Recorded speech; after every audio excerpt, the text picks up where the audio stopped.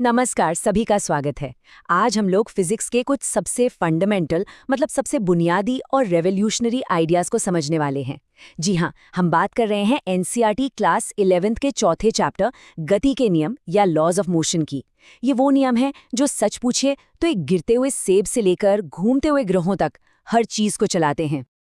तो आज हम कहाँ से कहाँ तक का सफर तय करेंगे? हम शुरू करेंगे गति के बारे में एक बहुत पुराने एक सहज से विचार से और पहुंचेंगे उन क्रांतिकारी नियमों तक जिन्होंने विज्ञान की पूरी नींव ही बदल दी। हम देखेंगे कि अरस्तू की सदियों पुरानी सोच क्या थी, फिर समझेंगे कि गैलीलियो ने कैसे एक नई क्रांति लाई और आखिर में न्यूटन के उन 3 जबरदस्त नियमों और उनकी असल जिंदगी में एप्लीकेशंस को देखेंगे। तो चलिए सीधे मुद्दे पर आते हैं।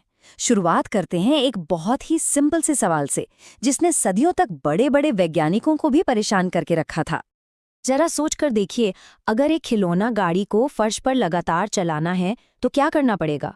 हमारा जो रोज का तजुर्बा है वो हमें एक बहुत ही सीधे साधे जवाब की तरफ ले जाता है। और मजे की बात यह है कि यही सीधा साधा जवाब सदियों तक विज्ञान की सबसे बड़ी गलतफहमियों में से एक बना रहा। महान ग्रीक दार्शनिक अरस्तु, उनका मानना था कि किसी भी चीज को अगर मोशन में रखना है, चलाते रहना है, तो एक बाहरी बल की, एक एक्सटर्नल फोर्स की लगातार जरूरत पड़ती है। और ये सुनने में बड़ा लॉजिकल लगता है ना? जैसे ही हम खिलौना गाड़ी को धकेलना बंद करते हैं, वो रुक जाती है। धनुष से निकला तीर भी आखिर में तो जमीन पर आ ही गिरता है। अरस्तु को तो ये भी लगता था कि तीर के पीछे की हवा उसे आगे धकेलती रहती है। लेकिन यहाँ एक बहुत ही दिलचस्प बात है।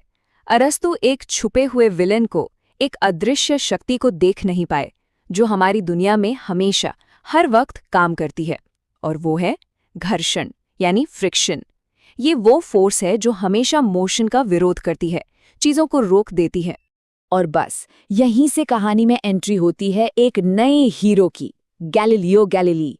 वो पहले ऐसे वैज्ञानिक थे जिन्होंने फ्रिक्शन के इस छुपे हुए विलन के पार देखा और मोशन की, गति की असली सच्चाई को समझा। और ये देखिए, इससे पता चलता है कि सोच में कितना बड़ा फर्क आया था।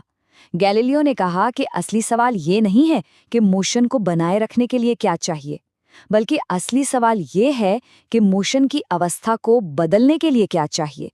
मतलब कोई चीज रुकी है या एक बराबर स्पीड से चल रही है, दोनों ही अवस्थाएं एक जैसी हैं। गैलीलियो ने इसे एक बहुत ही कमाल के थॉट एक्सपेरिमेंट से समझाया।